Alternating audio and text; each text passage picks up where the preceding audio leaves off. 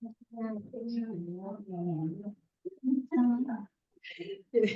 suara ketawa saya masuk ya. Dicoba. Oke, suaranya bisa didengar ya, Ibu-ibu. Baik. Oke. Baik, terima kasih. Bismillahirrahmanirrahim. Assalamualaikum warahmatullahi wabarakatuh. Selamat siang, Ibu-ibu Solihah, serta pengajian Forsilam, keluarga UGM sekalian. Selamat datang di pengajian Forsilam. Hari ini hari Jumat tanggal 6 September 2024. Insya Allah kita menghadirkan Ustazah yang tidak kerasa dipanggil Ustazah. Jadi nanti kita mengakrabkan diri, ya bentuk requestnya beliau, jadi kita hargai. Kita akan menghadirkan Mbak Tika Faizan. Saya betul menyebutkannya? Ya, saya Bu. Sebelum memulai majelis kita pada siang hari ini, izinkan saya Mufita Rinawati dari Fakultas Farmasi UGM membersamai ibu-ibu. Marilah kita buka bersama-sama dengan bacaan Bismillah bersama-sama. Bismillahirrahmanirrahim. Kemudian mengawali kajian kita yang khusyuk ini, kita juga akan awali dengan membaca Al-Quran. Untuk pembacaan Al-Quran akan dipandu oleh Mbak Halimah. Kami persilakan.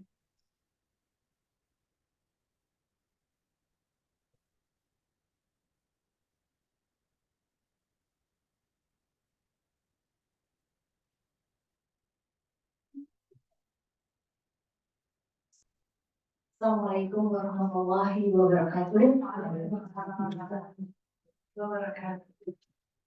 Ibu dan juga Bapak perwakilan sekalian, kita akan memulai tadarus bersama. Di kesempatan ini kita akan membaca Quran surat Al-Waqiah. Mungkin bisa yang menginstall Al-Qurannya atau yang dengan smartphone-nya bisa membuka di Quran surat Al-Waqiah ayat 1 sampai ayat 16. Kita akan mulai membaca bersama-sama tadi.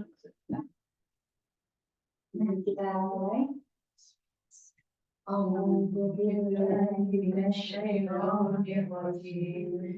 Bismillahirrahmanirrahim.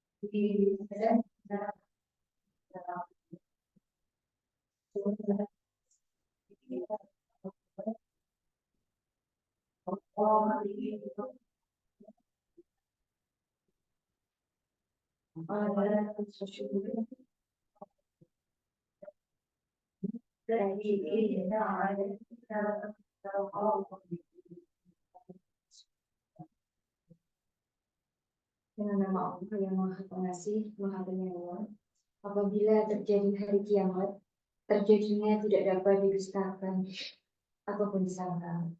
Kejadian itu merendahkan satu golongan dan meninggikan golongan yang lain.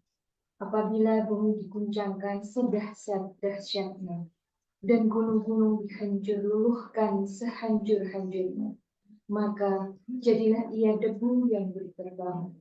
Dan kamu menjadi 3 golongan, yaitu golongan kanan, alangkah mulianya golongan kanan itu, dan golongan kiri, Alangkah sengsaranya golongan kiri itu.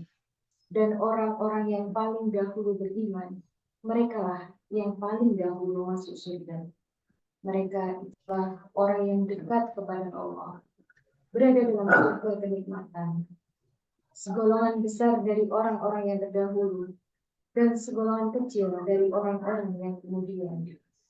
Mereka berada di atas dipan-dipan yang bertahtakan emas dan permata. Mereka bersandar di alasnya berhadap-hadapan. Maha benar Allah dengan segala firman. Assalamualaikum warahmatullahi wabarakatuh. Waalaikumsalam warahmatullahi wabarakatuh. Jazakillahu khairan katsiro kepada Mbak Halimah sudah memandu kita untuk tilawah bersama. Mudah-mudahan menjadi penyejuk hati kita hari ini. Dan tanpa berpanjang kata lagi, ibu-ibu sekalian, pada hari dan kesempatan yang baik ini, kemarin kita menawarkan ada satu tema, ya, bagaimana menyikapi megatrust, gitu ya, suatu fenomena yang kita cukup dihantui oleh peringatan-peringatan untuk kehati-hatian, bahkan anak-anak juga mungkin di sekolah-sekolah ibu-ibu diadakan pelatihan untuk tanggap bencana gempa bumi gitu ya.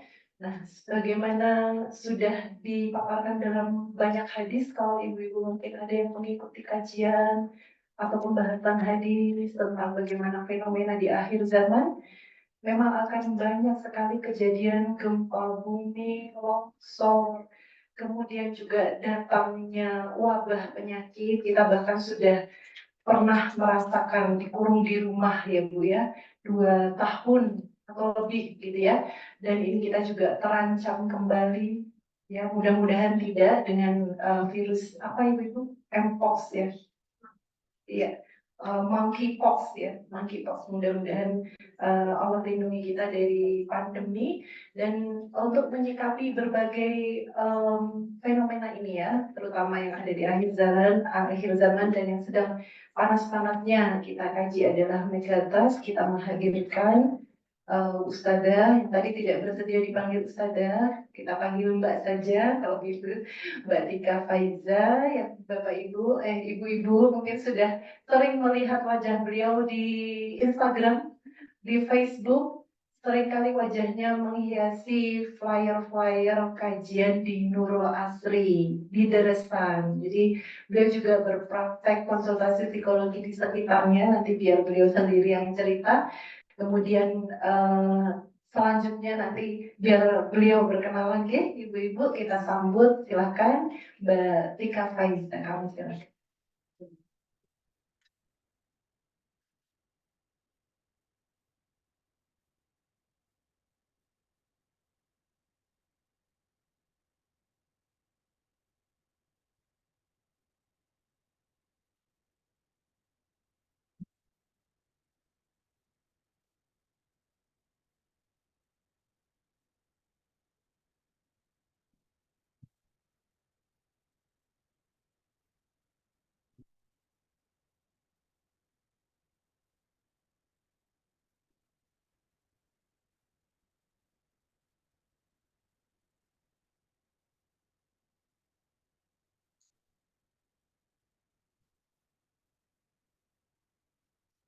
Bismillahirrahmanirrahim. Uhayyikum bitahiyatil Islam, tahiyati ahlil jannah, tahiyati mubarakah. Assalamualaikum warahmatullahi wabarakatuh. Waalaikumsalam warahmatullahi wabarakatuh.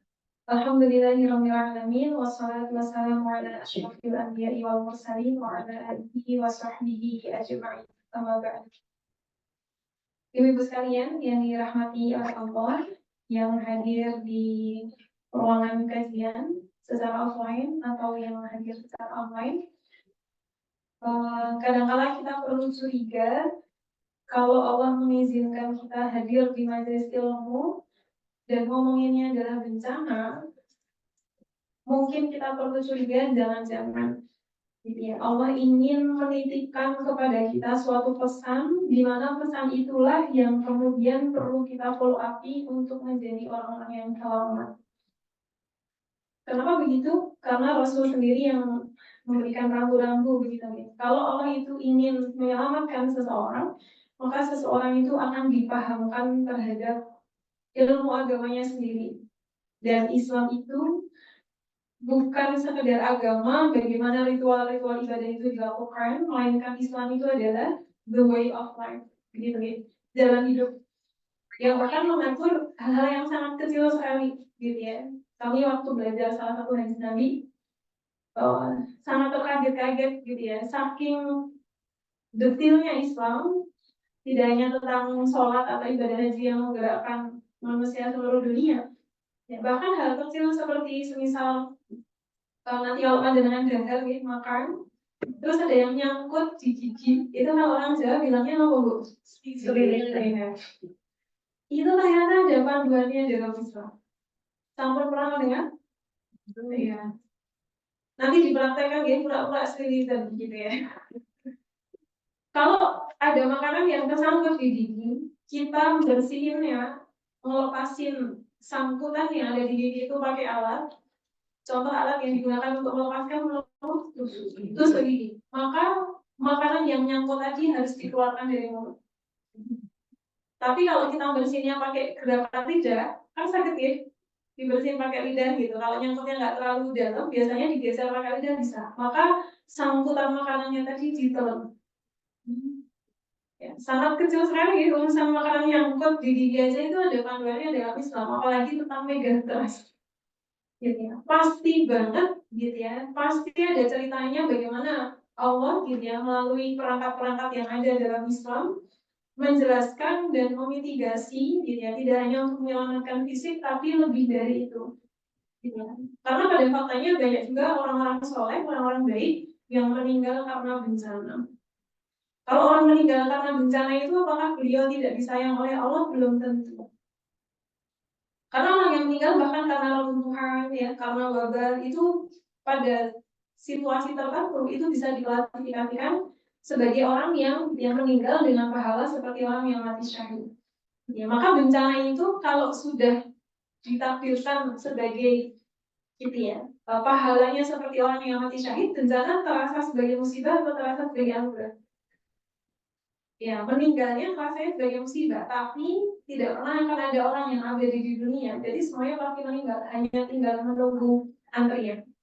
Gitu ya, pasti sampai. Maka ketika beliau meninggal dalam keadaan terkena bencana, itu bisa menjadi suatu anugerah. Gitu ya. Kalau sebelum meninggal, gitu ya, sudah menjalankan hidup sebagaimana yang diarahkan oleh Islam. Nah, insya Allah pada siang hari ini, gitu, di sempitnya waktu, gitu ya, kita akan mencoba untuk melihat garis besar, karena nanti kalau didetailkan sepertinya butuh sampai asar gitu. Nanti disemprit gitu ya. Untuk membahas mengenai nasihat-nasihat Al-Quran dalam menyikapi fenomena megatrust.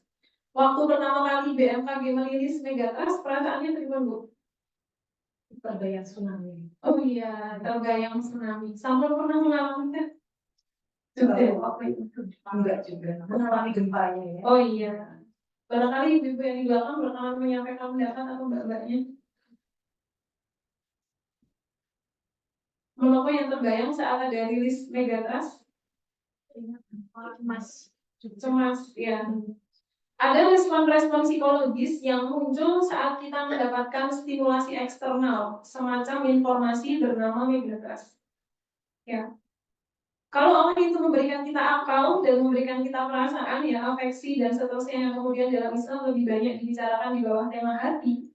Nah, kecemasan yang muncul itu menjadi sesuatu yang normal karena memang bencananya kan sesuatu yang dibicarakan secara ilmiah itu adalah hal yang besar. Maka cemas itu normal. Gitu ya. Bahkan Nabi pun selevel beliau yang ya semuanya sudah sempurna ya dari sisi kehidupan beliau ya. Kalau boleh kita sebut dari poin-poin atau elemen-elemen psikologi semacam emotion atau kognitif gitu ya dan sebagainya, maka Rasul itu sudah paling sempurna. Selevelnya beliau pun pernah terguncang oleh sedih, beliau pun pernah terguncang oleh marah, beliau pun pernah terguncang oleh keterkejutan dalam hidup. Karena memang respon emosi itu adalah sesuatu yang wajar menyertai keutuhan kepribadiannya manusia. Gitu ya, ini salam taklim kagum Prof. Sofi ya, nanti kalau saya salah boleh ditemprit gitu ya. Ini beliau dosen kami dari sejak S1, S2 gitu ya, sampai hampir praktek jadi psikolog, beliau terus menemani untuk memberikan supervisi. Nah, cuman yang menarik adalah di dalam Islam ada respon-respon yang kemudian bisa ditata ulang setelah mengetahui respon spontan. Kalau respon spontannya cemas, gitu ya, mumpung kejadiannya belum ada, terus harus ditata ke arah mana? Gitu ya. Karena yang tidak diperbolehkan dalam Islam adalah ketika kecemasan itu lebih besar dari perasaan berharapnya kita sama Allah. Kalau ada mahasiswa datang ujian tesis, jadi Bu dosen, kira-kira cemas buat lagi para mahasiswa itu? Iya, sangat cemas. Grogi sekali. Tapi ketika mahasiswa itu mengetahui bahwa dirinya memiliki ibunda pembimbing yang sangat baik hati, apakah terbit ada perasaan berharap akan diselamatkan? Ya, dari proses pembantaian sidang, mungkin akan terbit perasaan gitu ya, wah insya Allah beliau akan membela lah mahasiswanya meskipun tahu diri mahasiswanya punya banyak kekurangan dan seterusnya. Tapi beliau ada semburat perasaan, wah insya Allah beliau bantuin sekian persen gitu ya. Itu kalau seorang mahasiswa dengan dosennya. Terus kalau kita sebagai manusia yang tidak pernah keberadaannya ini muncul demikian saja gitu ya, dan kita punya perasaan cemas, perasaan takut, bayang-bayang gempa yang sungguh sangat mengerikan gitu ya, ketimpa bangunan, kalau pas lagi di mall larinya gimana gitu ya, kalau pas lagi di kampus, lagi di lantai 5 gitu ya, keburu megatrasnya datang, larinya gimana, melompat, patah kaki gitu ya, lari, macam-macam bayangan-bayangan itu gitu ya. Kalau mahasiswa saja punya sekian persen posibilitas ditolong oleh dosennya, kenapa kita tidak punya pikiran yang sama di saat Allah adalah gitu ya, Tuhan yang pertolongannya itu akan jauh lebih paripurna dibandingkan manusia manapun. Agak ngomong lagi. Ya, baik tadi masuk sini juga soal. Sekarang sudah mati. Yang bonusnya ya. Ini sudah mati harusnya sudah. Oh iya betul. Tadi mirroring. Baik.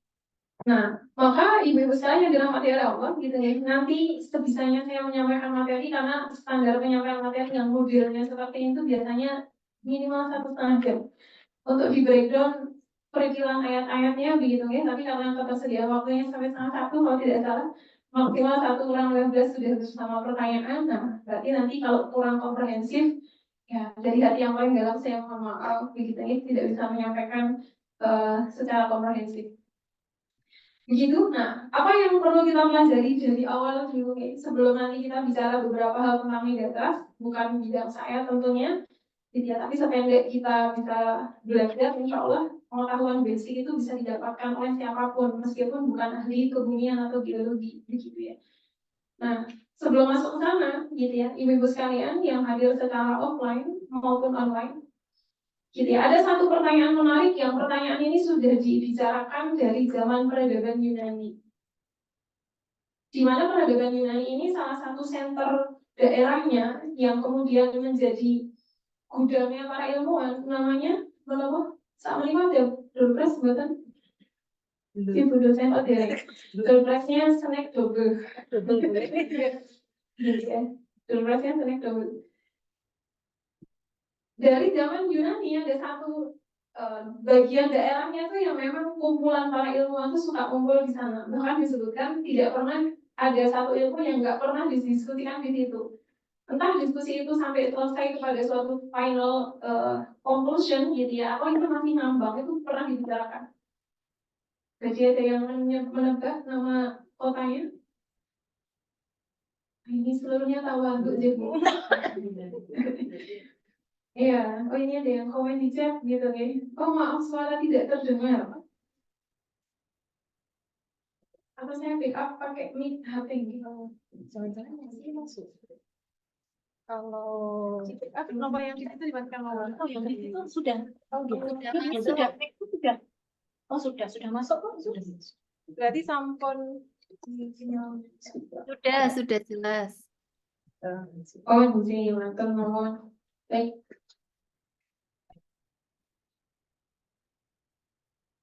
Nah, nama daerahnya adalah Athena. Oh iya, udah pernah dengar gitu. Jadi saat menikah seluruhnya tawaduk ya, sebenarnya udah tahu gitu ya. Di Athena itu banyak hal sih sudah dibahas, termasuk diskusi-diskusi, termasuk ketika orang membuka mata di pagi hari gitu ya.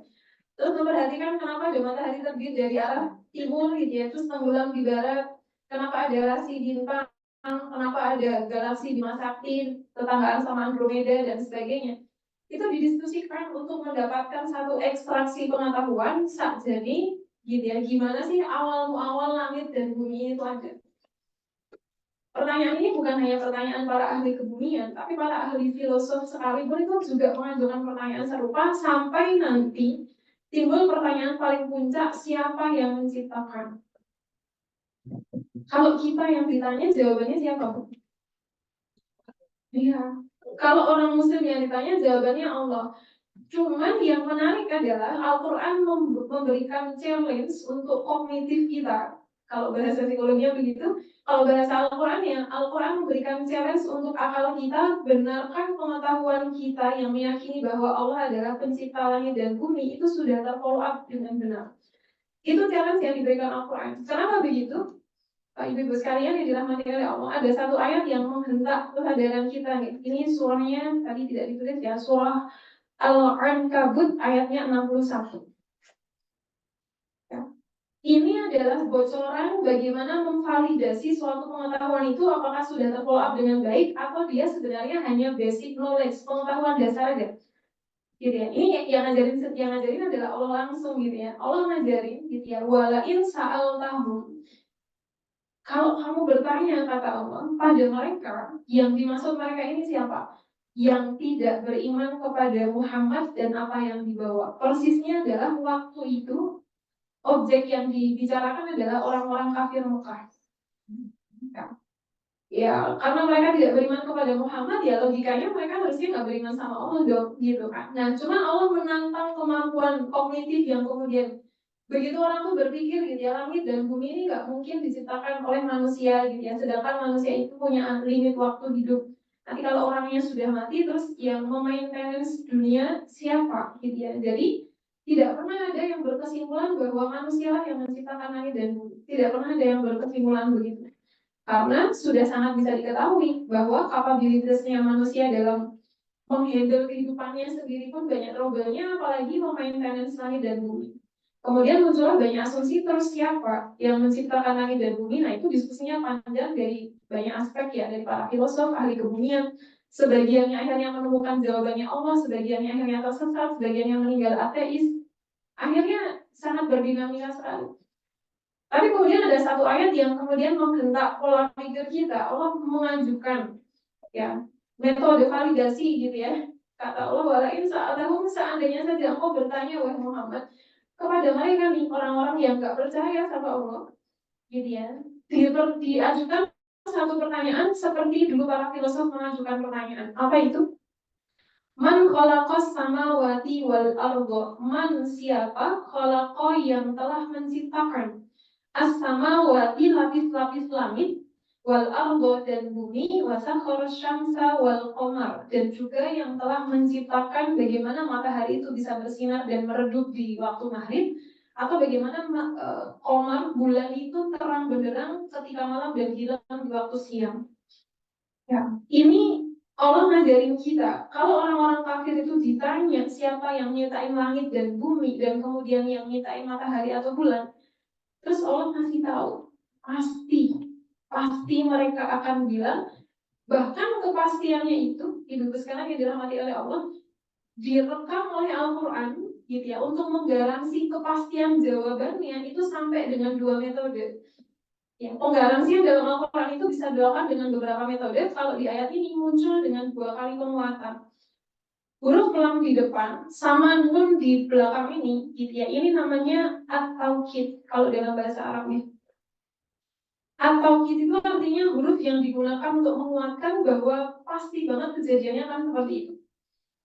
Satu penguatan aja sudah memberikan dampak yang sangat besar, apalagi di sini muncul 2 penguatan, huruf lam sama nun. Ya, aslinya kalimatnya itu cuma yang di tengah ini, yaqulu, mereka akan berkata, kira-kira begitu. Dia akan berkata, tapi karena yaqulu ini aktif oleh lam dan nun, maka seperti Allah mau bilang ke kita dengan penguatan berkali-kali, pasti banget tak jaminkan mereka pasti jawabnya adalah Allahu Allah.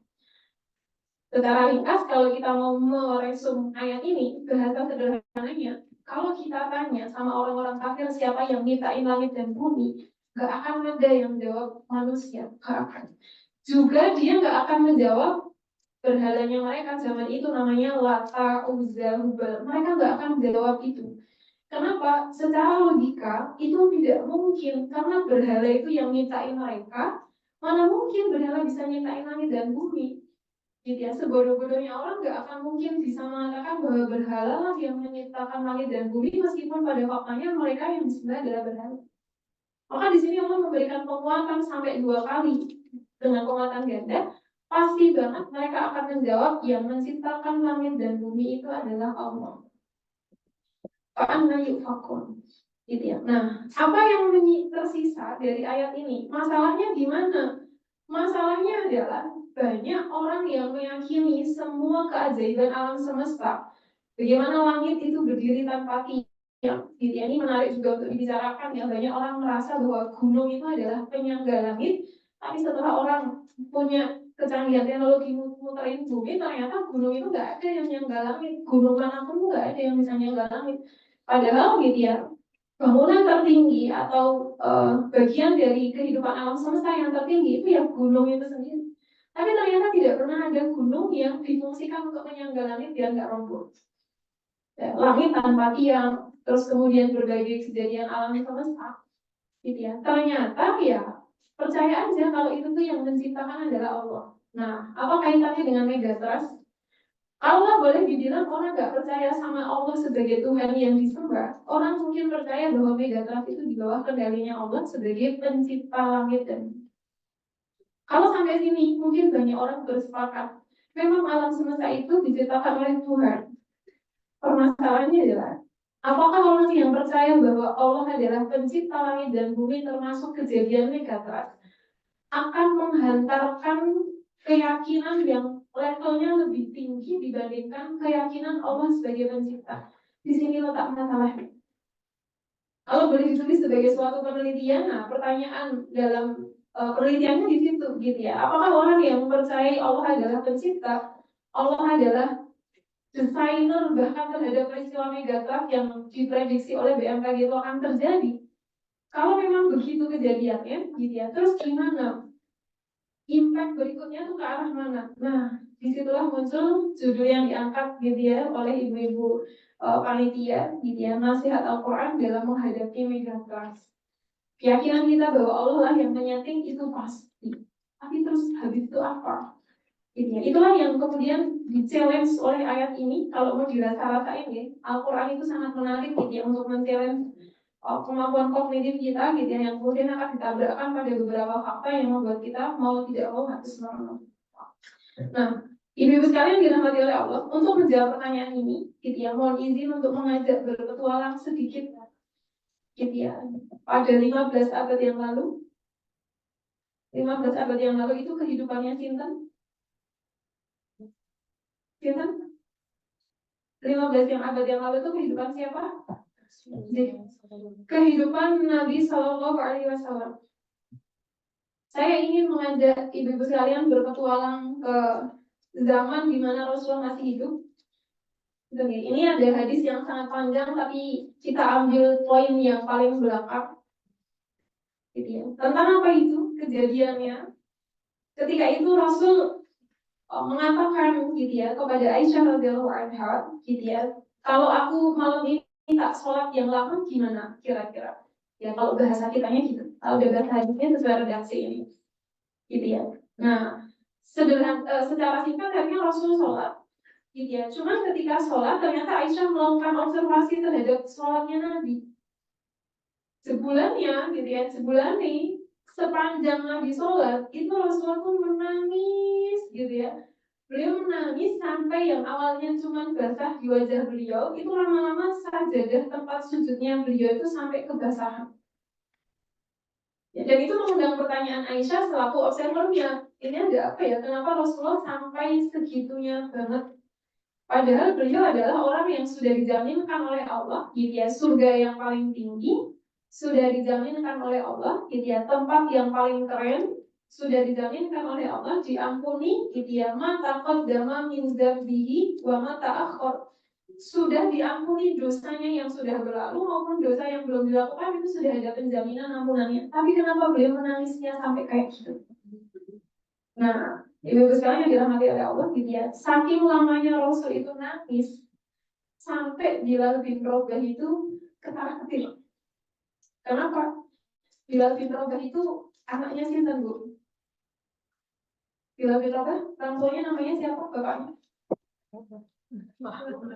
Sinten? Rabah. Sampai disebutnya Bilal bin Rabah. Kalau Ali bin Abi Thalib, Ali putranya? Ya, Abu Thalib gitu ya. Kalau dari orang Arab, nama bapak itu langsung nempel pada nama anaknya. Ya. Nah, Bilal bin Rabah ini adalah muadzin sholat 5 waktu. Rasulullah punya 2 muadzin, satunya namanya Abdullah bin Umi Maktum, satunya namanya Bilal bin Rabah.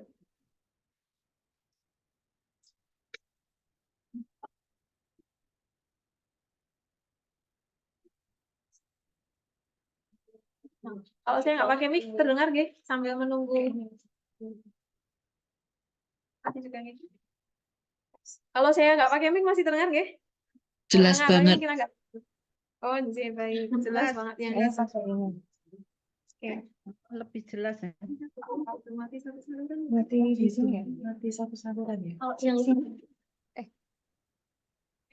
Ini tuh onnya di bawah. Oh, oh, di situ kok sini sambil Iya, di sini ya.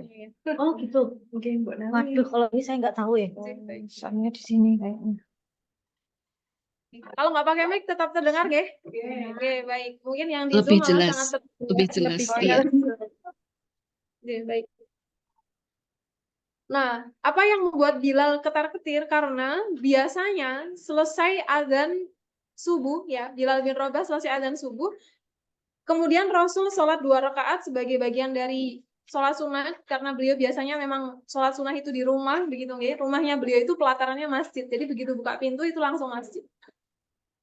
Nah, cuman ini gak kayak biasanya, gitu ya. Bilal sudah menunggu Rasul melebihi waktu, biasanya beliau menunggu Rasul dalam sholat sunnahnya. Ini kayaknya udah lama sekali gitu ya.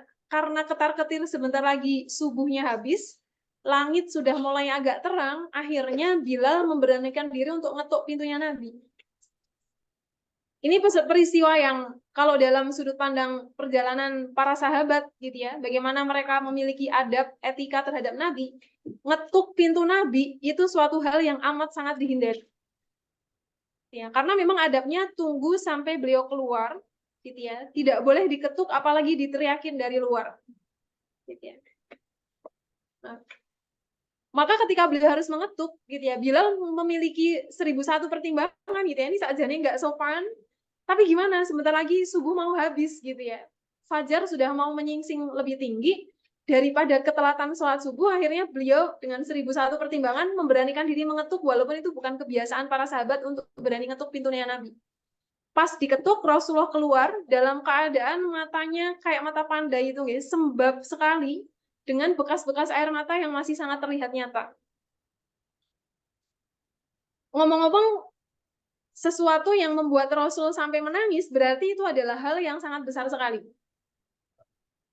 Kalau ada sesuatu yang membuat beliau tersenyum, berarti itu juga sesuatu yang perlu kita pertimbangkan gitu ya. Ternyata hal-hal kecil pun bisa membuat beliau tersenyum. Bahagia itu ternyata tidak susah gitu ya. Rasul itu balapan lari sama Aisyah itu aja sudah bikin beliau happy gitu ya. Panjenengan kalau kali bapak gitu ya, masih ada misalkan beliau masih hidup, Pak bahagia yuk gitu. Caranya gimana? Balapan lari gitu ya.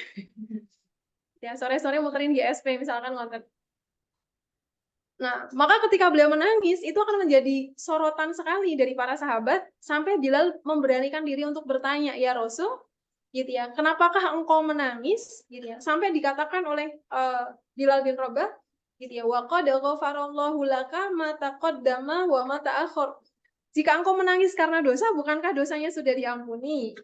Gitu ya. Bahkan sesuatu yang di masa depan nanti engkau kali-kali ada dosa yang dilakukan, walaupun itu tidak mungkin ya, karena Rasul itu maksum, semuanya sudah diampuni. Tapi kenapa engkau menangis? Bilal penasaran.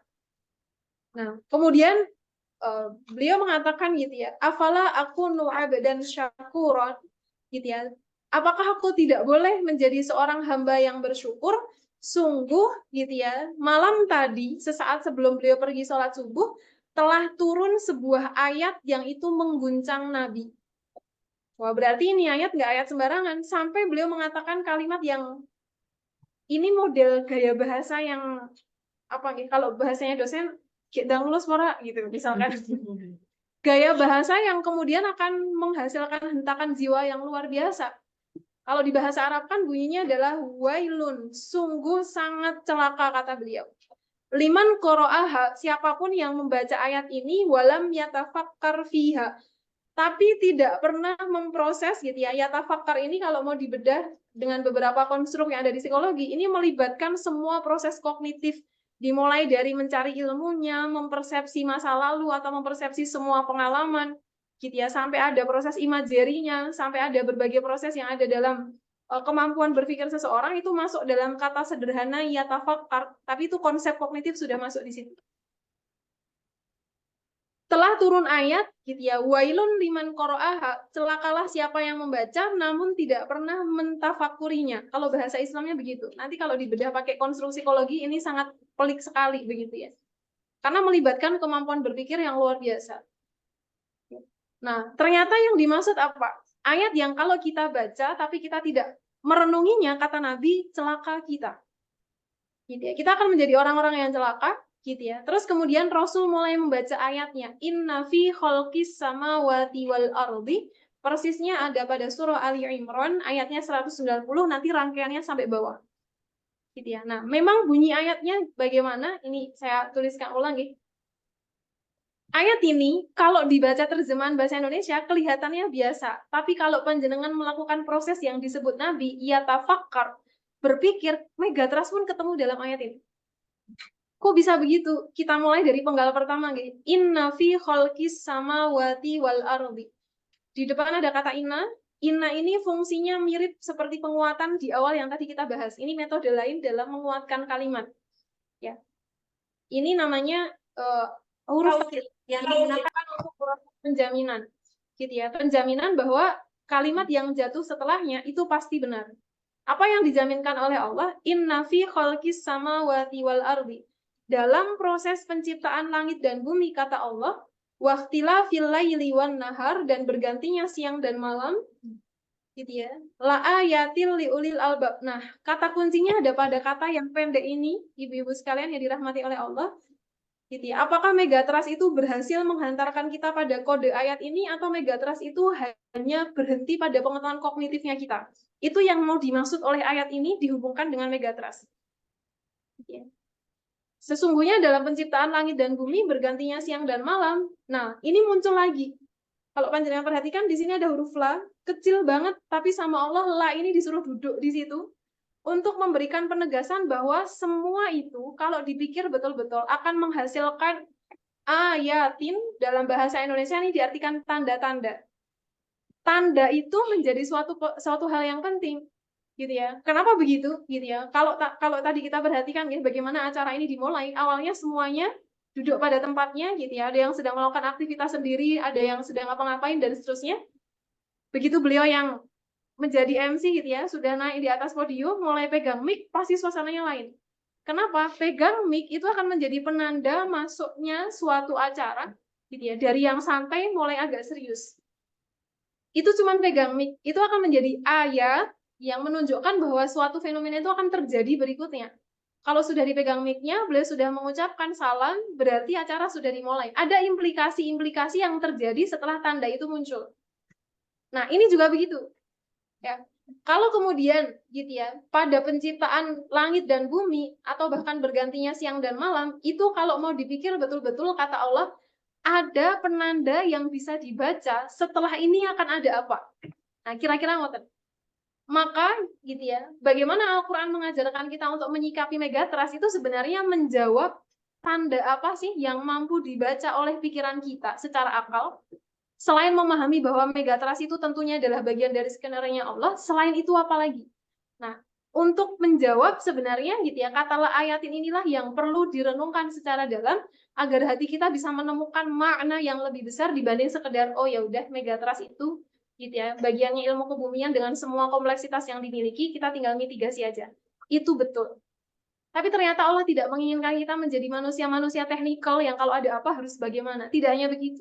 Tapi Allah ingin mengangkat kita setinggi mungkin gitu ya. Karena sejak awal desainnya manusia itu tidak pernah akan ditaruh di bumi selamanya. Desain awal penciptaan manusia itu kalau sudah ditaruh di bumi, ditarik pulang menuju surga. Banyak ayat yang nanti akan kita ketahui gitu ya. Bagaimana memahami gitu ya kalimat desain tadi ya, bahwa sejak awal Allah menaruh manusia di bumi itu untuk dipulangin lagi ke surga. Gitu ya. Nah, caranya gimana? Dimampukan untuk membaca tanda, karena tanda inilah yang akan menghantarkan seseorang pada level-level yang lebih tinggi dalam proses berpikir maupun proses bersikap dalam kehidupannya. Gitu ya. Nah, huruf la di sini la penguat ya. Benar-benar terdapat tanda-tanda liulil albab bagi orang-orang yang nah, di sini disebut nama gelarnya. Kalau di bidang akademik kita punya gelar S1, S2, S3 sampai kepada kedudukan tertinggi seorang profesor misalkan begitu ya. Di Al-Qur'an ternyata juga punya yang modelnya seperti itu. Gitu ya. Cuman saya belum pernah melakukan riset gitu ya. Di kalangan orang muslim sendiri interest terhadap ikhtiar gitu ya, usaha untuk memperebutkan gelar-gelar di Al-Qur'an itu setinggi apa? Nah, saya belum pernah melakukan riset tentang itu. Ya, padahal gelar-gelar itu sangat nyata di Al-Quran semacam ini. Li ulil albab. Ulil albab adalah orang yang kemudian gitu ya, diberikan gelar secara spesial oleh Allah gitu ya. Bagi mereka yang kemudian pakai akalnya dan menemukan tanda-tanda itu implikasinya mau kemana. Itu ulil albab. Gitu ya. Termasuk sesederhana kita melihat matahari pagi terbit dari timur tenggelam di barat gitu ya. Itu sederhana banget kelihatannya. Tapi kalau mau kita pikirkan, Allah akan karuniakan kita gelar yang sangat agung ini bernama Ulil Albab. Gitu ya. Nah, panjang ayat ini bercerita, gitu ya. Nah, kalau mau kita kaitkan dengan megatrust, gitu ya, ibu-ibu sekalian yang dirahmati oleh Allah, kita potong pada penggal pertama ya. Inna fi khalqis samawati wal ardi. Sesungguhnya di dalam penciptaan langit dan bumi. Kalau megatrust berarti masuk di kata yang mana kira-kira? Yang langit apa yang bumi? Iya, kalau bahasanya adalah megatrust berarti masuk dalam kata bumi ini. Apakah ayatnya tidak ada yang langsung menjurus ke megatrust? Ada, tapi tidak ada yang langsung menyebut kata megatrustnya, nggak ada. Adanya yang lebih gede dari megatrust, itu ada. Yang lebih gede dari megatrust namanya apa? Kiamat, ya, betul sekali. Itu yang disebut oleh Al-Quran. Nah, padahal sebelum terjadinya kiamat yang paling besar itu akan didahului oleh gempa-gempa yang kecil dulu, di mana dari gempa-gempa yang kecil ini sampai nanti datangnya kiamat itu akan ada di gempa-gempa dengan ukuran-ukuran tertentu. Gitu ya. Sampai yang kemudian disebut sebagai yang megatrust ini, kekuatannya maksimal sampai 9 skala Richter. Gede sekali. Gitu ya. Gede ini ukuran gempa-gempa yang pernah terjadi bagi manusia sebelum datangnya kiamat gitu. Karena nanti akan ada kejadian, saya nggak tahu namanya kalau secara kebumian ya. Kalau yang paling gede itu namanya megatrust, terus itu namanya apa gitu, saya juga nggak tahu. Ya, paling gampang mungkin nyebutnya kiamat ya. Gempa yang dihasilkan oleh proses kiamat itu tidak hanya cuman goncang lempeng gitu ya, tapi itu sampai membuat manusia itu bisa terbang. Saking kagetnya, saking kencengnya gempa itu sampai manusia itu kalau dibahasakan di surat Al-Qari'ah gitu ya. Yauma yakunun nasu kal farashil mabsus. Saking gedenya gempa, manusia tuh kayak berterbangan, kayak aneh-aneh yang berterbangan, kayak laron. Saking paniknya mereka sampai nabrak-nabrak satu orang dengan orang lain gitu ya. Saking gedenya goncangan mereka seperti melayang-layang. Kalau megatrust nggak sampai seperti itu. Tapi memang kerusakan bangunan karena goncangannya akan sangat kuat sekali. Nah, ayat sependek ini kalau mau dipikirkan gitu ya, itu akan memiliki cabang ayat yang jumlahnya sampai ratusan untuk bisa menjelaskan turunan penciptaan langit dan bumi. Bagaimana kalau orang kemudian menemukan teori Big Bang begitu ya, awalnya langit bumi itu menyatu terus mereka meledak, terus kemudian terbentuk galaksi-galaksi dan sebagainya. Secara ilmiah itu ada penjelasannya, di Al-Qur'an pun ada isyaratnya. Isyarat itu cuma bisa dipahami kalau melakukan proses tadi, gitu ya. berpikir yang mendalam yang kemudian akan menghantarkan kita pada kesimpulan-kesimpulan yang sangat menakjubkan. Nah, di sini saya cuma menggandeng satu ayat, ya. Ayatnya sangat banyak, jumlahnya ratusan. Nanti kalau dimunculkan semua akan butuh waktu yang sangat lama, gitu ya. Nah, yang menarik adalah di surah An-Naml, Naml itu artinya apa, Bu?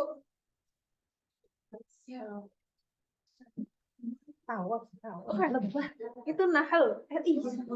Ya, Naml artinya ya, yang sering digula di rumah itu ya. Semut. An-Naml itu, betul. An-Naml itu artinya semut. Jenengan bayangin ya, ini surat judulnya surat semut. Ya. Kalau surat semut berarti semut itu makhluk yang spesial di mata Allah gitu ya, karena dia punya nilai historis gitu ya si semut ini. Makanya dalam syariatnya Nabi Muhammad, semut itu tidak boleh dibunuh selama dia tidak mengganggu. Jadi kalau kita punya banyak semut di rumah gitu ya, kita semprot gitu ya, lah ini harus menggunakan metode lain. Nyuruh dia pergi tapi tidak boleh dengan cara dibunuh, sebagaimana kalau kita ketemu kelabang gitu ya, kalajengking lah, kalau itu nggak usah pakai mikir 2 kali. Kalajengking terutama. Kalau semut ternyata tidak diperbolehkan untuk dibunuh, melainkan kalau dia sudah sangat mengganggu.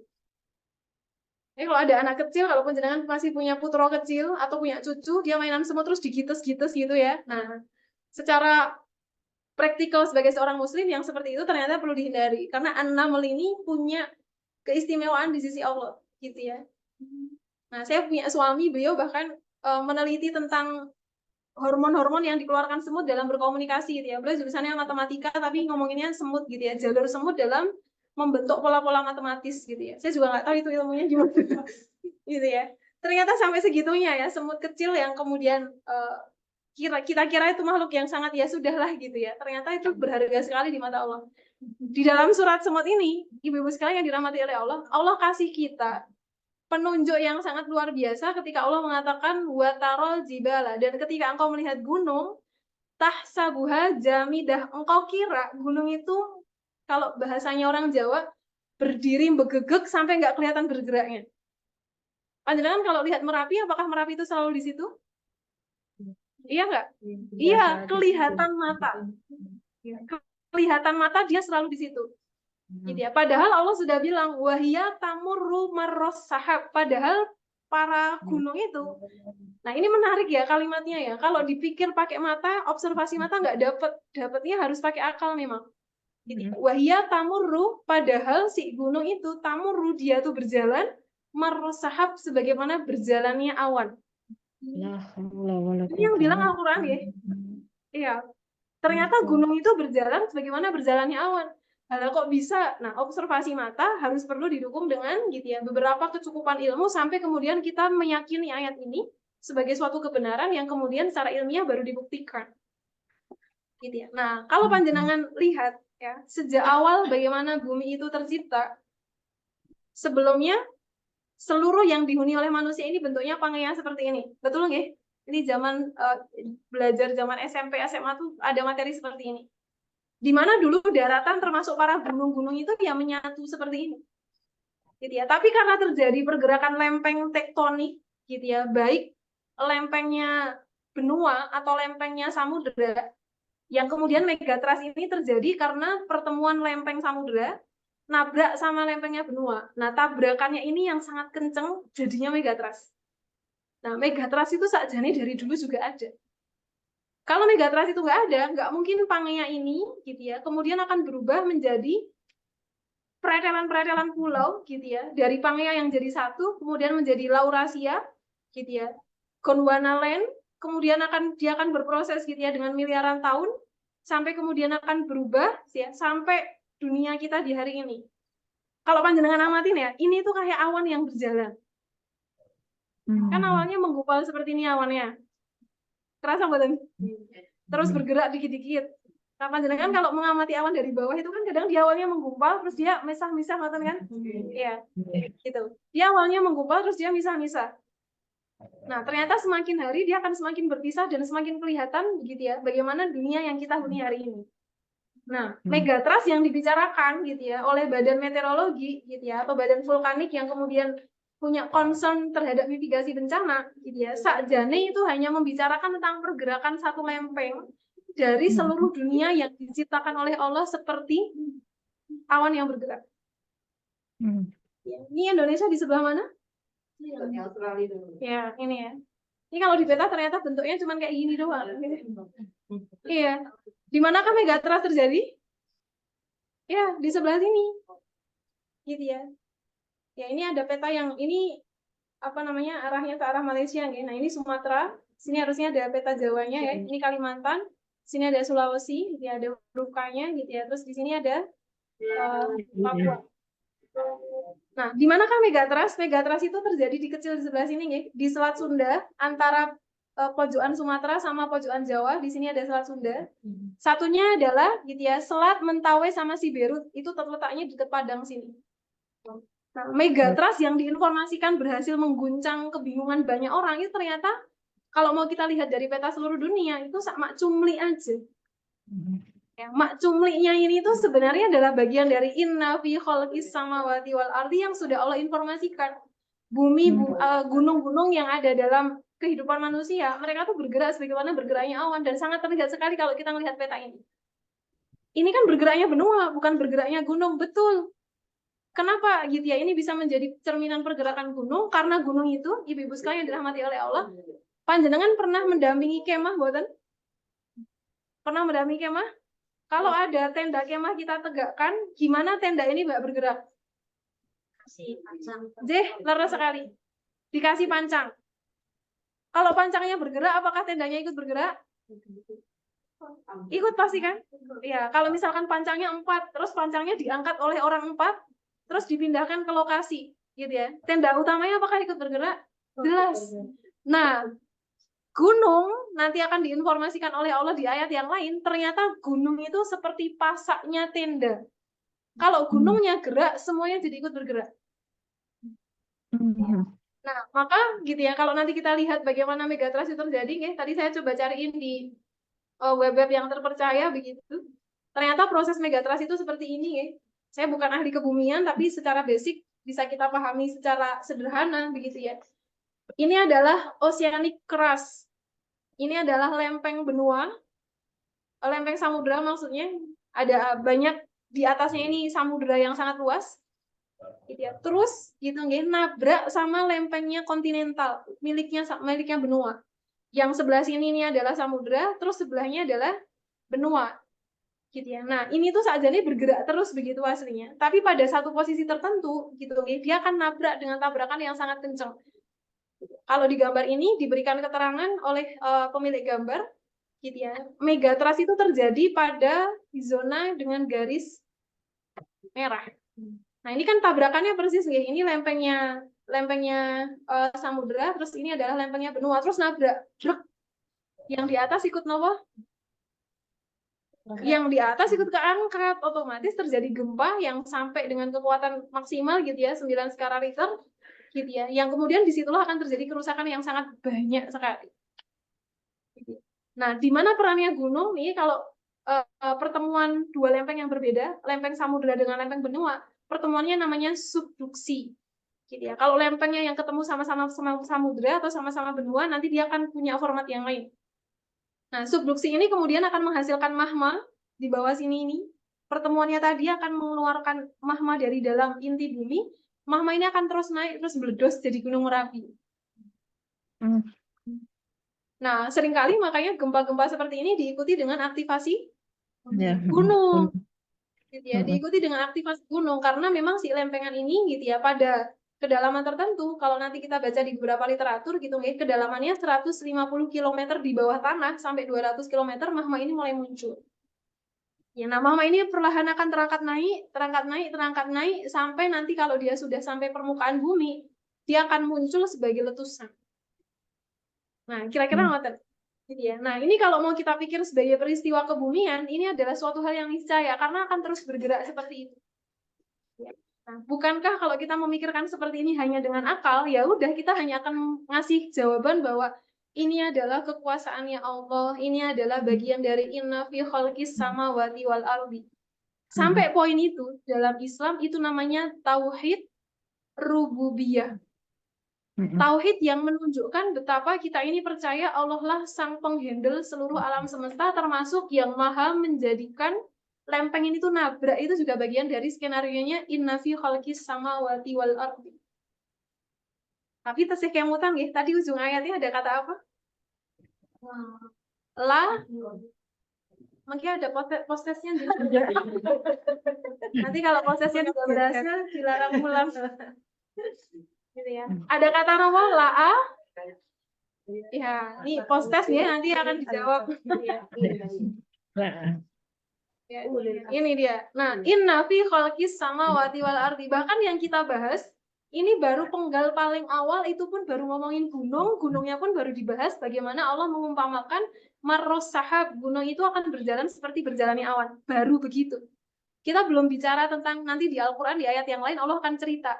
Ombak itu kalau nabrak kencang banget, Allah bilang ombak itu akan seperti gunung yang tercipta.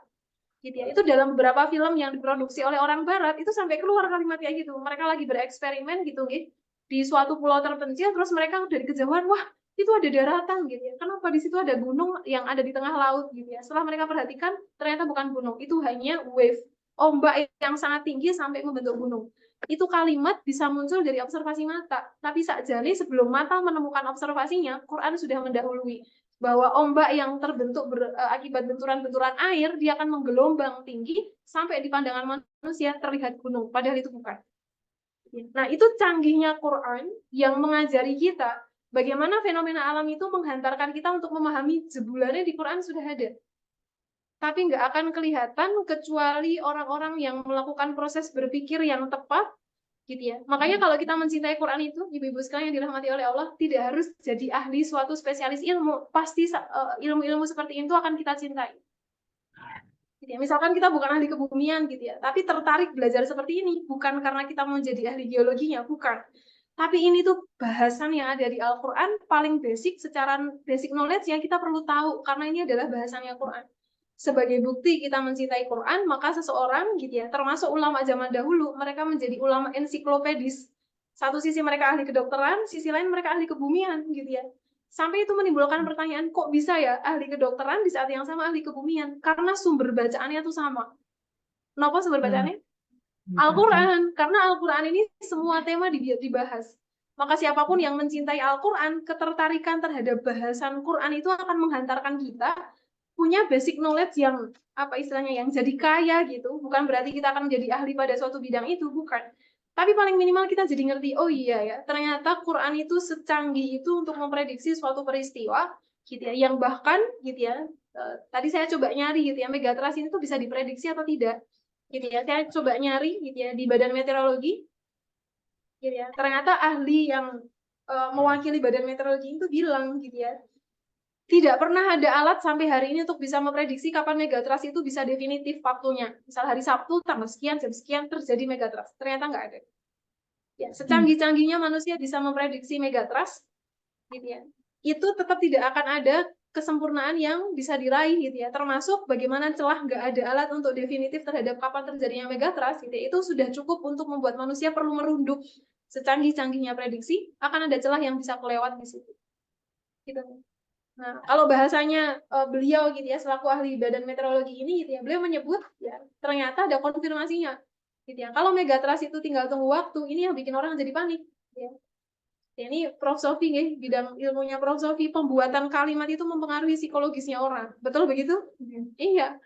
Gempa megatrust, gempa besar megatrust di Indonesia tinggal menunggu waktu. Itu kan kesannya kayak besok gitu ya. Atau lusa gitu ya. Makanya orang banyak paniknya. Gitu ya, walaupun kepanikan orang Indonesia gitu ya disorot oleh BMKG sendiri gitu ya. Di Jepang itu juga ada isu megatrust gitu. Cuman megatrustnya mereka ini gitu ya, tabrakan usia seismik gapnya itu cuma 78 tahun. Jadi lempengnya ini tuh udah lama ketemu gitu ya, selama 78 tahun. Begitu mulai sedikit ketemu, itu menciptakan kekhawatiran yang luar biasa untuk menghasilkan mitigasi yang lebih efektif.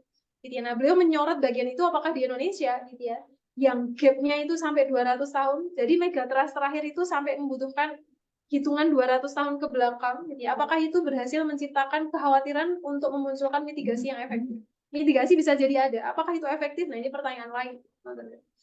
Gitu. Nah, ternyata tinggal tunggu waktu itu kata BMKG gitu ya. Ini belum tentu akan terjadi dalam waktu dekat gitu ya.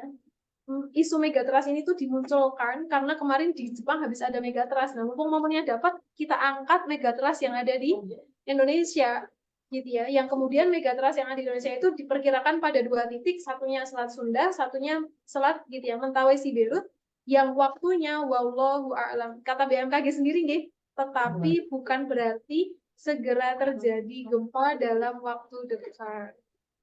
Ya, klarifikasi seperti ini secara psikologis menghadirkan apa?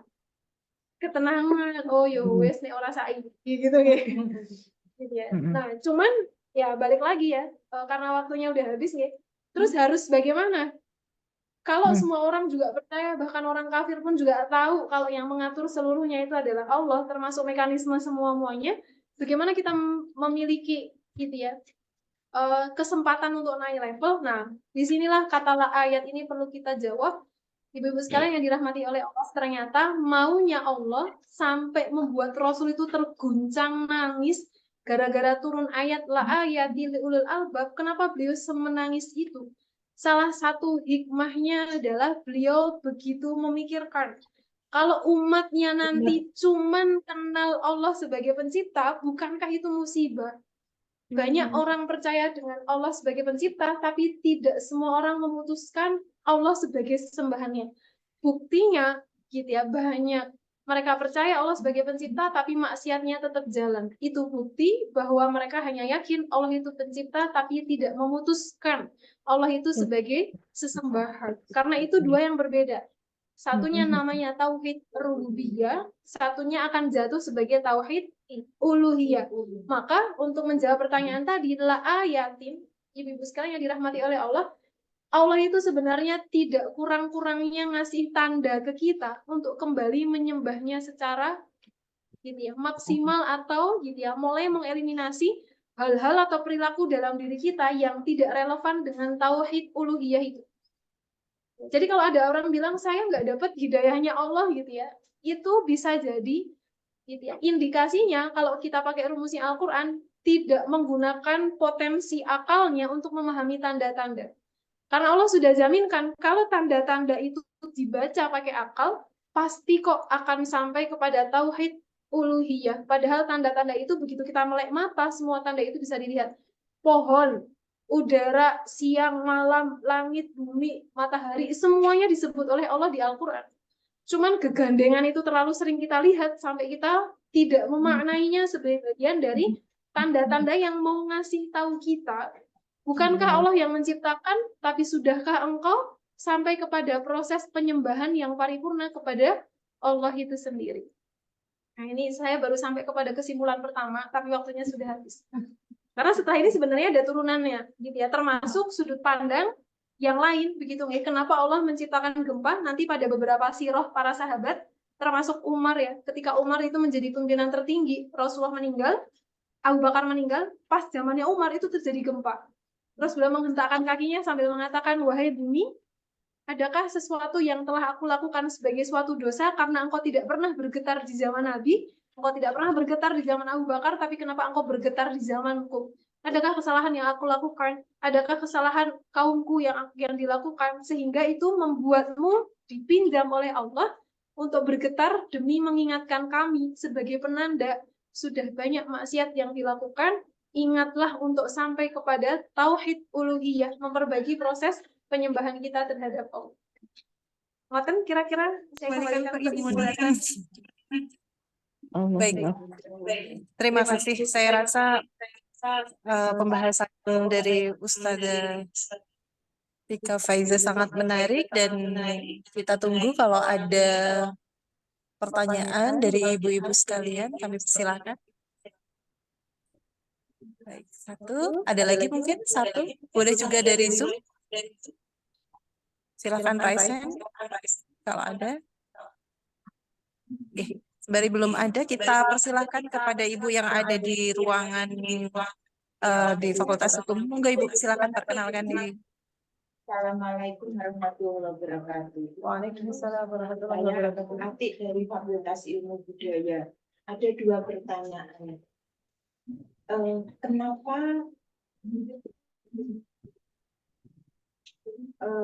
BMKG bisa menetapkan wilayah yang dekat Selat Sunda dan Mentawai itu ya. Apakah ini ada kaitannya? Mungkin saya salah bahwa Allah memberikan bencana itu di masyarakat yang rusak karena mau diperbaiki. Tapi ini kan menjelang kiamat ya. Jadi apakah pilihan tempat itu memang pasti ada latar belakangnya ya? Apa wilayah kita itu memang paling rusak?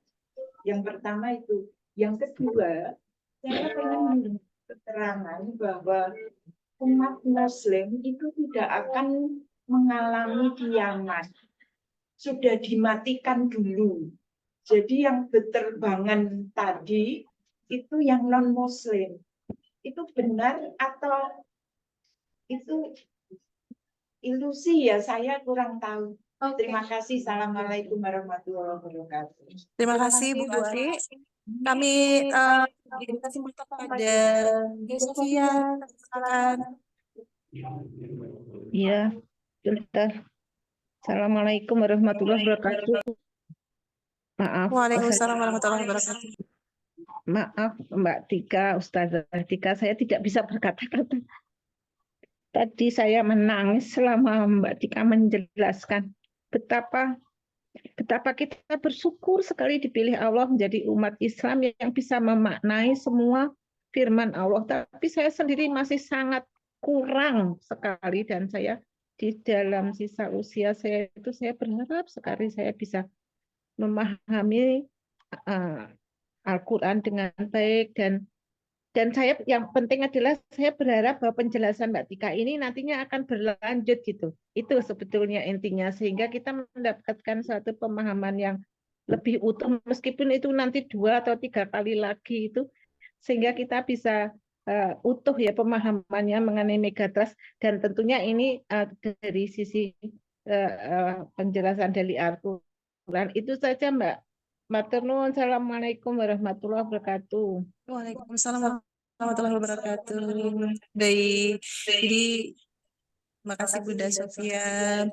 Tadi ibu-ibu dari yang hadir di Fakultas Hukum Uniko, ada Ibu Ati menanyakan yang pertama, BMKG bisa menentukan atau memprediksi lokasi, tapi di satu sisi mungkin pandangan kita dalam berketuhanan, apakah ya kira-kira megatrust ini terjadi itu ada relasinya dengan kondisi sosial masyarakat, misalnya mungkin yang banyak maksiat, begitu Bu ya. Nah, kemudian yang kedua, kalau dikatakan umat Muslim itu nanti tidak akan mengalami kiamat begitu ya.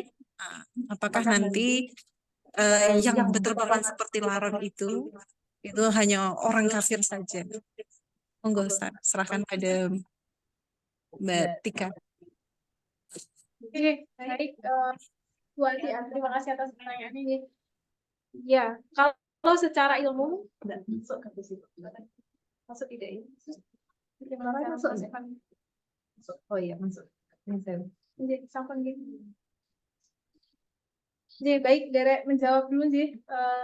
Di waktu yang singkat tentunya. Ini kenapa perlu ditekankan? Karena tentu butuh jawaban komprehensif ya. Tapi secara sederhananya, mekaten, secara keilmuan ya, bumi itu telah mendapatkan perhatian yang sangat besar di zaman Aristoteles, Plato dan seterusnya sampai hari ini. Sehingga perjalanan pemutahiran ilmu terus berjalan, termasuk akhirnya BMKG bisa memiliki kecanggihan gitu ya, data, ilmu, alat dan sebagainya sampai bisa menilai kapan megatrust ini mungkin apa istilahnya ya, waktunya tidak definitif, tapi peringatan dininya muncul. Jadi artinya sudah bisa ada peringatan dini, termasuk lokasinya di mana itu BMKG sudah berhasil menemukannya. Gitu ya. Satunya di Selat Sunda, gitu ya, pertemuan antara Sumatera yang paling bawah, gitu ya, dengan Jawa yang paling kiri. Gitu ya. Atau satunya adalah di Mentawai Siberut, dekatnya Pantai Padang itu, guys. Nah, kalau BMKG berhasil menemukan, apakah ada latar pemilihan dari sisi Allah gitu ya, yang maksiat mungkin atau sebagainya. Pertama gitu ya, kalau pertanyaannya apakah ada latar pemilihan dari sisi Allah, kalau dari sisi keilmuan dan seterusnya ini bisa dipahami, Nah, untuk menjelaskan jawabannya gitu ya, secara ringkas, Allah tidak akan pernah ditanya untuk semua keputusan yang dilakukan. Ini cara berpikir kita tentang Allah. Jadi kalau ada pertanyaan, kami kalau di ruang psikologi biasanya sering menemui pertanyaan gitu, kenapa harus saya yang tertakdir ini? Itu kan sepertinya pertanyaannya diajukan kepada Allah gitu. Nah, secara akidah dalam Islam Allah tidak berkewajiban untuk menjawab pertanyaan manusia. Kenapa harus begini? Kenapa harus begitu? Karena Allah itu kalau sudah memutuskan sesuatu, memilih suatu lokasi ini gempa, ini hancur atau ini apa, pasti sudah melalui mekanisme yang sangat ketat dengan segala keilmuannya Allah. Ya, singkatnya begitu. Kedua, dari sisi manusialah yang kemudian mencari hikmahnya. Yang hikmah ini bisa iya, bisa enggak. Bisa benar, bisa salah. Pengambilan hikmah yang efektif inilah yang didasarkan pada peristiwa-peristiwa masa lalu, gitu ya, di mana kita bisa melihat tempat-tempat yang terjadi gempa ini apakah semuanya adalah tempat maksiat atau bisa jadi ada lokasi gempa yang padahal di sana seluruhnya adalah orang Islam atau orang yang beriman. Nah, pengambilan hikmah yang didasarkan pada histori sejarah itulah yang akan menghasilkan hikmah yang paling bijak. Gitu ya. Ini dari sisi manusiawinya. Nah, kalau mau kita lihat secara hikmahnya, memang Bu Ati, ada beberapa hadis itu yang memang menyiratkan kalau maksiat itu sudah banyak, gitu ya, banyak orang berzina, gitu, banyak orang bermain musik sampai nggak tahu waktu, sampai kemudian musik itu lebih dicintai dibanding agamanya sendiri, gitu ya. Karena bermusik itu dalam Islam ada dua pendapat ya, ada yang boleh, ada yang tidak. Tapi semua sepakat kalau sampai musik itu membuat dia melupakan Allah, nah ini semua sepakat itu yang nggak boleh gitu ya. Tapi musiknya sendiri iya dan tidak itu ada dua pendapat. Ya, kalau sampai sudah banyak orang berzina, banyak orang bermusik sampai lupa waktu, sholat, dan sebagainya, gitu ya. Banyak orang mabuk-mabukan, beralkohol, pergaulan bebas, dan seterusnya, gitu ya. Memang hadisnya menyiratkan hati-hati nanti kalau Allah tegur pakai gempa bumi. Memang ada yang seperti itu. Nah, berarti kalau ada indikasi seperti itu, gitu ya. Kemudian bolehkah kita membuat konklusi berarti yang diuji dengan gempa adalah lokasi yang banyak seperti itu? Kalau secara berpikir ilmiah yang seperti ini akan jumping conclusion tidak Bu? Ya, conclusion ya. Dia akan lompat, ya, konklusinya akan terlalu lompat. Karena belum tentu, lagian juga tidak ada riset secara pasti apakah daerah itu benar-benar adalah daerah dengan penuh kemaksiatan. Ya, walaupun indikasinya ke sana ada, tapi untuk proses pemastiannya manusia tidak pernah tahu. Karena manusia tidak tahu, yang bisa dilakukan oleh manusia adalah, nah, itulah dia kenapa di Al-Asr itu ada kalimat ya, innal insana lafi khusrin, yang kena gempa rugi kitanya yang mungkin gitu ya tidak masuk pada wilayah megatrust gitu ya, walaupun terakhir kayaknya Jogja terus masuk gitu ya, Jogja ada indikasi masuk wilayah megatrust ya, termasuk yang di pinggir pantai selatan itu gitu ya. Kalaupun sampai nggak kerasa megatrustnya ataupun terasa tapi tidak berdampak, kata Allah innal insana lafi khusrin. Ada yang menarik dengan pemilihan ayat itu gitu ya. Izin menampilkan sebentar nih, semenit.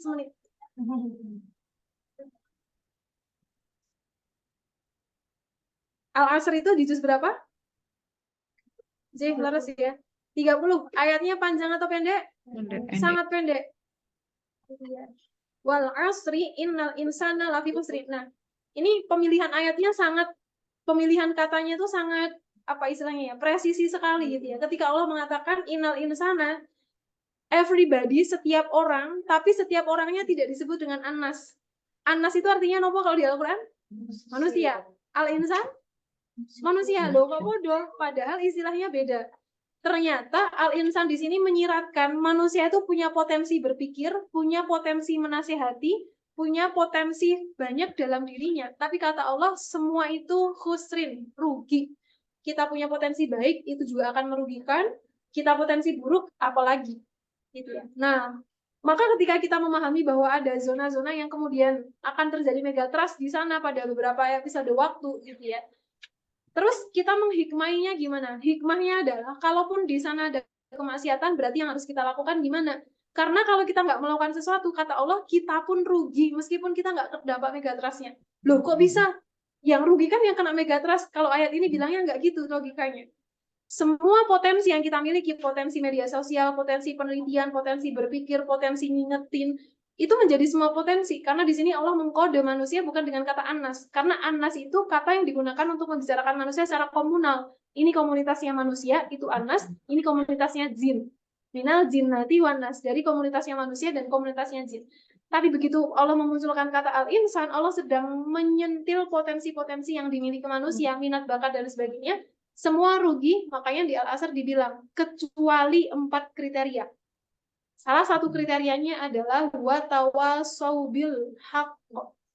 Gak akan rugi siapapun yang punya kebiasaan tawasau bil haqq, saling mengingatkan dalam kebaikan, saling mengingatkan dalam kebenaran. Jadi pun kalau kita nggak kena megatrust, belum tentu kita tuh orang yang beruntung. Kalau gitu ya, kita tidak menjalankan beberapa aspek untuk terhindar dari kerugian itu. Salah satu aspeknya apa? Watawasau bil haqq. Kita ngingetin, gitu ya. Bagi saudara-saudara, barangkali panjenengan punya saudara yang daerah sana, diingetin, gitu ya. Ini masuk zona megatrust nih. Yuk bareng-bareng. Gimana caranya kita tidak termasuk orang yang dikenai megatrust karena maksiat. Kita nggak dikenai megatrust karena Allah sedang mengazab banyaknya zina. Walaupun beberapa lokasi di Indonesia, termasuk di tahun 1950 itu ada daerah yang hilang ya, ketimpa puncak ketimpa puncak bukit ya. Puncak bukitnya itu bisa lari gitu ya, karena dia jumping. Puncak bukitnya di sini, gitu ya. Desa yang malam itu sedang terjadi perzinahan luar biasa gitu ya, mereka berjoget di malam itu, kemudian mereka macam-macam dengan pasangan dan seterusnya, tapi bukan pasangan halal dan seterusnya. Ini puncak gunung, ini desa yang kena kejatuhan, padahal di tengahnya ini masih ada. Kalau dibilang longsor, harusnya longsor itu turun kemana? Turun ke bawah, gitu ya. Nah, pada malam itu terjadi suara ledakan yang sangat mengerikan. Tapi pas hujan deras, jadi orang-orang tetap nggak keluar, stay di dalam rumah. Paginya mereka lihat puncak gunung ini terbang ke desa yang di malam hari itu mereka sedang melakukan kemaksiatan. Itu memang nyata, tapi tidak bisa kita pukul rata bahwa setiap yang terkena bencana termasuk megatrust adalah semua orangnya pasti begitu. Tidak mesti. Maka kalau sudah sampai sini, pertama, kalaupun kita tidak terdampak megatrust, tetap aja rugi. Kecuali salah satunya kita ngingetin saudara kita. Karena Allah sendiri yang bilang untuk tidak masuk dalam golongan orang-orang rugi. Kedua, kalau sampai ada orang soleh meninggal karena megatrust, ini hukumnya seperti apa? Nah, itu diskusi yang panjang. Sederhananya begini, ada orang-orang itu yang memang Allah takdirkan meninggal terkena bencana sekalipun dia adalah orang soleh. Tapi justru orang soleh itu yang paling diharapin dalam hidupnya menopo, Bu? Betul. Gak ada orang soleh itu yang gak pengen meninggal dalam keadaan sudah dibukakan gitu ya rahmat dan pintu surganya Allah. Puncak keinginannya orang yang hatinya benar-benar baik, benar-benar islami, itu nggak ada yang diinginkan melainkan meninggal dalam keadaan husnul khotimah. Itu kalau kita jujur, itu yang paling tinggi seharusnya dalam semua deretan mimpi yang kita miliki. Menjadi ahli dalam ilmu boleh, bahkan harus gitu ya, menjadi spesialis pada bidang-bidang ilmu yang kita geluti harus gitu ya. Tapi di antara semua deretan yang kita punya impian-impian puncak, yang paling puncak itu ternyata meninggal dalam keadaan husnul khotimah. Maka kalau ada orang soleh yang meninggal pada lokasi-lokasi bencana gitu ya, padahal beliau tidak termasuk ahli maksiat, terus kita memandang orang seperti ini apa? Allah menyegerakan pertemuan orang ini dengan kekasih hatinya yang paling tinggi, wujudnya adalah Allah. Allah segerakan dengan datangnya bencana, kelihatannya itu bencana, tapi pada orang meninggal, yang meninggal dalam keadaan syahid itu adalah anugerah. Kayak orang Gaza itu, kita melihatnya dari kejauhan itu bencana genosida luar biasa gitu. Tapi yang meninggal karena syahid, mereka sudah terbang dengan sayap-sayap yang Allah berikan, gitu ya. Mereka sudah bahagia dengan rezeki yang Allah berikan. Nah, ini memang sudut pandangnya harus sudut pandang logika observasi mata kepala ilmu plus logika iman. Kalau tidak seperti itu, kita akan melihat dunia ini secara tidak adil. Ujung-ujungnya kita akan menuduh kenapa Allah tidak adil. Bukan Allah yang tidak adil, kacamata kita kurang bersih untuk bisa melihat keadilan Allah yang sangat nyata. Sampun, Bu Mufita. Terima kasih, Masya Allah. Jazakallah khairan katsiran. Oke, baik. Harapkan dari audiens atau dari sama dari tadi. Feedback gitu ya. Baik, kalau saya pribadi sejauh mendengarkan penuturan Mbak Faiza, gitu ya, degup jantung saya naik. Ibu-ibu bagaimana? Coba mungkin salah satu dari ibu-ibu yang hadir di Zoom maupun ada yang di Fakultas Hukum bisa menyampaikan kira-kira refleksi atau apa yang didapatkan dari penuturan Faizal. Monggo Ibu. Mungkin yang online tadi sudah Assalamualaikum. Waalaikumsalam warahmatullahi wabarakatuh. Nggih, dengan Ibu siapa nggih? Saya Bu Siti dari kantor pengadaan. Nggih, Ya, dipersilakan Ibu. ya.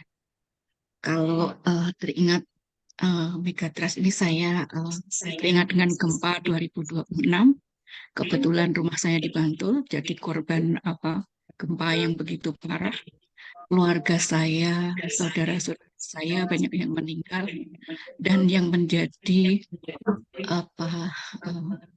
diri saya saat itu juga dengan kondisi adanya musibah itu, saya merasakan mendapat hidayah pada saat itu saya belum berjilbab, belum ini, saya masih suka pegangan seksi, dan itu dengan peristiwa itu saya melihat saudara-saudara saya menjadi korban, dan saya merasakan itu benar-benar kiamat. Dan hanya saya takut sendiri dengan keadaan saya yang belum punya ilmu agama, sehingga saya merasakan apa nanti kalau seandainya itu ini kiamat kecil, tapi nanti kalau benar-benar terjadi kiamat, terus amalan apa yang bisa menyelamatkan saya. Nah, pada saat itu dengan kondisi kakak saya yang jadi korban patah kakinya karena ketimpa itu, terus kemudian saudara-saudara saya banyak yang meninggal, kemudian saya tergerak untuk belajar agama. Belajar agama saya mencari-cari, dan alhamdulillah dengan jalan itu Allah memberikan saya hidayah sampai saat ini. Dan pada saat ini saya juga melihat di sekitar kita itu banyak sekali maksiat-maksiat, ya. Kemusyrikan itu sekarang kok tambah merajalela. Nah, itu tadi sudah disampaikan Ustazah bahwa itu juga merasa bagian dari penyebab turunnya musibah juga. Nah, itu bagi saya sangat merinding, tapi alhamdulillah saya juga bersyukur dengan peristiwa itu saya bisa mengambil hikmah. Saya tidak semakin tersesat, tapi saya menemukan jalan, dan sampai saat ini alhamdulillah saya merasa haus akan ilmu agama, inginnya terus belajar dan belajar, dan alhamdulillah di forum UGM ini ada forum Forsilam ini saya selalu ikuti, dan ini juga bagian dari tolabul ilmi, ya. Saya sebentar lagi saya juga akan menikmati purna tugas, jadi ini menjadi wadah yang sangat yang sangat kami nantikan. Kami selalu ingin belajar dan belajar, dan ini memberikan kepada kami untuk siraman rohani untuk kita mawas diri, selalu meningkatkan keilmuan dalam belajar agama, dan mempersiapkan bekal-bekal kita menghadapi kehidupan akhirat. Begitu yang bisa kami terima. Saya sangat terkesan sekali kalau ada pembicaraan terkait dengan gempa ini. Terima kasih. Wassalamualaikum warahmatullahi wabarakatuh. Waalaikumsalam warahmatullahi wabarakatuh. Baik, terima kasih. Kita lihat bagaimana bencana itu tidak menjadi bencana bagi semua orang, termasuk pada Ibu Warsiti yang berkenan menuturkan pengalamannya. Hikmah dari mengalami gempa ternyata menunjuk jalan hidayah dan istiqomah hingga kini. Baik, ibu-ibu, telah tiba waktu kita pada penghujung waktu. Sangat sulit menyimpulkan apa yang kita dapatkan hari ini karena terlalu banyak, gitu ya. Tapi kalau boleh, yang menurut saya yang paling memicu denyut jantung saya adalah kita mungkin lupa tadi, ya, kata Ustazah, memahami bahwa Allah itu pencipta, tapi abai dalam memahami bahwa Allah itulah yang harus kita berhak atas sesembahan kita gitu ya. Kemudian kita juga acap kali lupa mengejar gelar S1, S2, S3, tapi lupa mengejar gelar apa ulil albab tadi. Siapa itu ulil albab? Yaitu orang yang pikirannya, yang perasaannya, pemahamannya gitu ya, berelaborasi dengan kebijaksanaan gitu ya, dan ketakwaannya. Mudah-mudahan kita sampai pada derajat tersebut sebelum ajal menjemput, dan kita doakan juga supaya akhir hidup kita kelak syahid fisabilillah husnul khatimah. Baik, sedianya tadi kita ingin mempersilahkan Ibu Destri dari perwakilan Forsilam untuk memberikan apresiasi kepada Mbak Tika Faiza berupa sertifikat begitu ya. Tapi beliau sedang akan menguji, jadi nanti kita akan tampilkan apresiasi kita, terima kasih kita untuk kehadiran dan ilmu yang disampaikan kepada kita, kepada Ustadzah Tika Faiza. Dan izinkan saya untuk membimbing ibu-ibu sekalian, kita tutup majelis kita pada siang hari ini dengan doa kafaratul majelis. Subhanakallahumma bihamdika asyhadu alla ilaha illa anta astaghfiruka wa atubu ilaik. Assalamualaikum, apabila ada kesalahan kami mohon maaf. Kita berjumpa lagi insya Allah pada kajian Forsilam berikutnya. Assalamualaikum warahmatullahi wabarakatuh.